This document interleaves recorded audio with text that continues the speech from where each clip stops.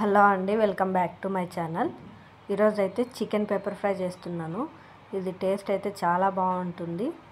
ఇది white rice leg కానీ లేదంటే సైడ్ డిష్గా కూడా చాలా బాగుంటుంది. దీనికోసం ఒక పెనం తీసుకొని కావాల్సినంత ఆయిల్ వేసుకొని ఆవాలు చిట్టుపట్లాడిన తర్వాత బిర్యానీ ఆకు, చెక్క, లవంగం, అలాగే సన్నగా తరిగి పెట్టుకున్న ఎర్రగడ్డలు, కరివేపాకు, 2 పచ్చిమిరపకాయలు వేసుకొని ఫ్రై చేసుకోవాలి. అది ఫ్రై అయిన తర్వాత ముందుగా కడిగి పెట్టుకున్న చికెన్ వేసుకోవాలి.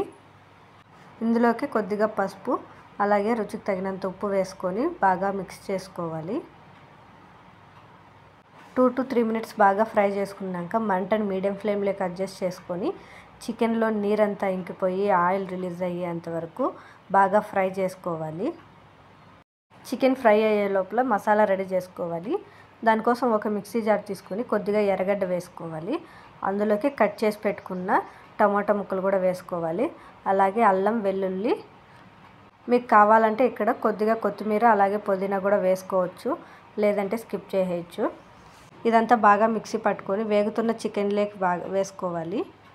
అల్లం, వెల్లుల్లి అంతా పచ్చివాసన పోయేంత వరకు ఫ్రై చేసుకున్నాక ఇందులోకి కారానికి తగ్గట్టు కొద్దిగా కారం, అలాగే కొద్దిగా ధనియాల పొడి వేసుకొని బాగా ఫ్రై చేసుకోవాలి. ఇది కొద్దిగా ఫ్రై అయిన తర్వాత కొద్దిగా 1 గ్లాస్ నీళ్లు పోసుకొని మంటను మీడియం ఫ్లేమ్లో పెట్టుకొని చికెన్ని బాగా ఉడికించుకోవాలి. కావాలంటే కొద్దిగా చికెన్ మసాలా కూడా కొద్దిగా వేసుకోవచ్చు. నీరంతా బాగా ఇంకిపోయేంత వరకు బాగా ఫ్రై చేసుకోవాలి. మంటని లో టు మీడియం ఫ్లేమ్లో పెట్టుకొని కలుపుతూ బాగా ఫ్రై చేసుకోవాలి. చికెన్ 80% ఉడికిన తర్వాత ఇందులోకి పెప్పర్ పౌడర్ వేసుకోవాలి. అలాగే కొద్దిగా కొత్తిమీర వేసుకొని మంటను లో ఫ్లేమ్లో పెట్టుకొని ఇంకో 10 minutes పాటు ఫ్రై చేసుకోవాలి. మీకు కొద్దిగా నీళ్ళగా కావాలంటే ఇంకొద్దిగా నీళ్ళు వేసుకోవచ్చు. టేస్ట్ అయితే చాలా బాగుంటుంది. ఖచ్చితంగా ట్రై చేయండి. Please subscribe my channel.